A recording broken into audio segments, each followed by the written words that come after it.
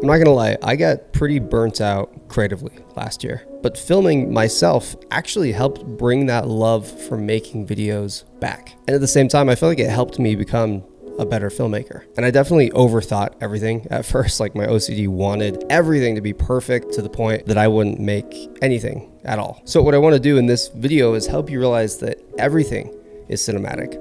There's just a few things you need to know first.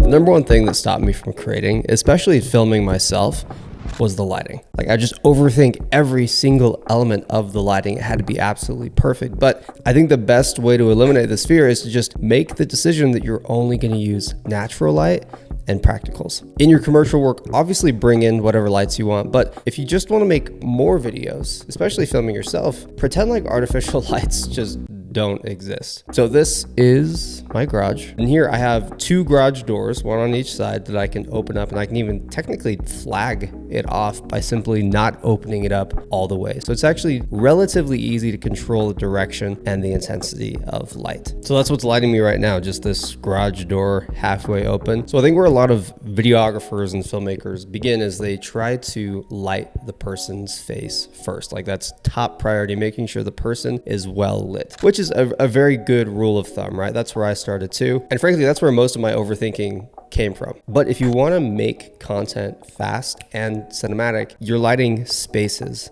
not faces. Like, generally, if the space is well lit, your subject in that space is going to look good as well. Now, since we don't have a key light or anything that we can move around to light my face, it does mean that I have to find an angle for the camera and for myself to stand out where the light hits me at a good spot too. So right now we're shooting kind of wide. You get a pretty good view of the environment. But if we were to move into a tight or a medium shot and we wanted to focus on me, the subject, or something that I'm doing, we will probably want to cheat towards or away from the light, depending on what we think looks good and what matches the shot. Your continuity between wide and medium and tight shots doesn't have to be perfect. You just don't want to completely change the scene, because that's when people notice.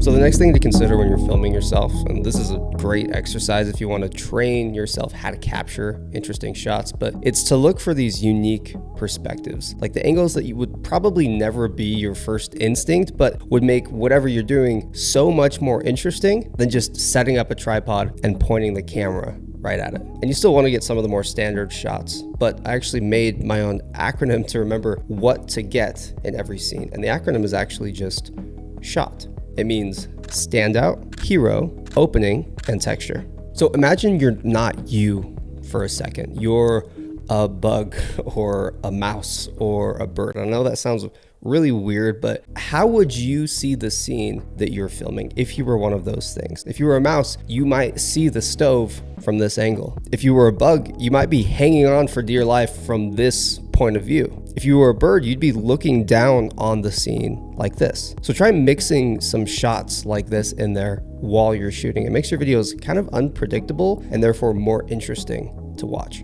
Now, in this context, hero shots simply show you or your subject or what they're doing in a really clear but epic way. So this could be a medium shot, like looking at me from the back while I'm cooking on the stove. It's a really clear way to make more obvious what's actually happening in the scene. Opening or establishing shots are a really good way to set your scene, to communicate to the viewer where all of the action or lack thereof that's about to happen is taking place. So generally speaking, I like to find some depth, like a wall or other objects to shoot through. It makes the image a bit more interesting. Now, this is another way of saying close up or macro. There's so many cool materials and things around us that just kind of go unnoticed, but like the fine grains in seasoning or the little numbers on your microwave timer are really interesting when you look at them closely. And real quick, I wasn't gonna do this, but I wanna talk about set design. When you're filming yourself cinematically, you feel like you have to set up all of these lights and you have to have this very dedicated, well thought out location to shoot in, which you absolutely don't need to have. Like this, what you're looking at right here,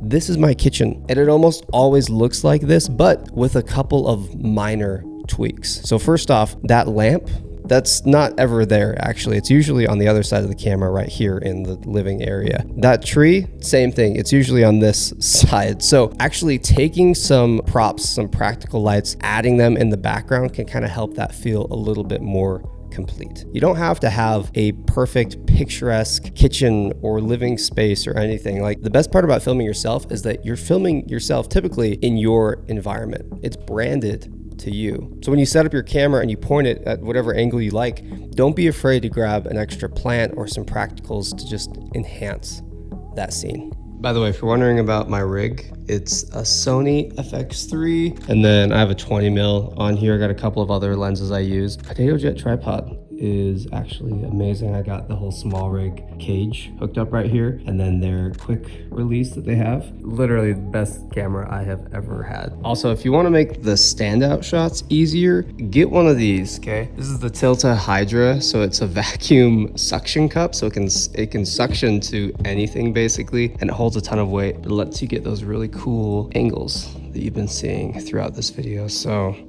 go check that one out.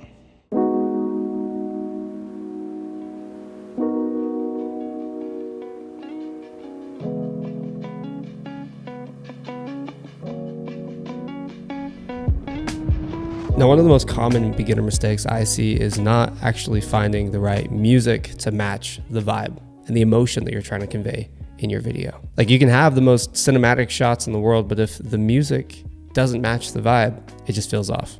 And that's something I used to struggle with, just finding the music that actually fits the emotion I'm going for without sounding like generic stock audio. And then I switched to MusicBed, and it kind of changed everything. They have over 60,000 tracks, all curated from real artists, composers, and bands. So instead of digging through endless royalty-free music that all kind of sounds the same, I can just type in a song that I like, and their AI-powered search pulls up tracks with a similar feel. And the music, it's legit. It's cinematic, it's real, and it actually makes my edits feel complete. And here's the thing, all right? There's a huge focus for creators to get on YouTube in 2025. So if you want to grow your audience, you can't just make content that looks good. You have to make content that feels good. Music is what creates that emotional connection that keeps people watching and coming back. So if you're taking video work seriously, switch to MusicBed and start creating content that truly connects. And if you want, you can sign up for a 14-day free trial today. So we got all the shots that we wanted. Now, how do we put them all together? One of the cool things I think about filming yourself, especially in your everyday life, is that you don't have to like plan out a story necessarily. If you have a general idea for what you want your video to be, then great, but you can also just later on put a voiceover or some text on that footage. And I think it's generally a good practice to just have B-roll that you can use for anything. And so filming yourself cinematically is a really good opportunity to build up that personal B-roll library. And then anytime you want to tap into that and pull some clips, you know where to go. So you could film yourself for an entire day just doing your thing. And then when you have an intentional video that you want to make, you can film that talking head and then grab the B-roll that you've already made and put it on top. Now, really the last thing you need to make your boring life cinematic is to color grade it like a movie. I've actually just posted a full color grading tutorial that shows that entire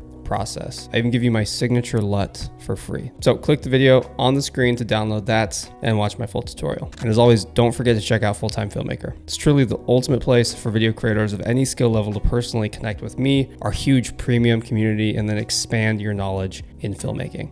I'll see you in the next one.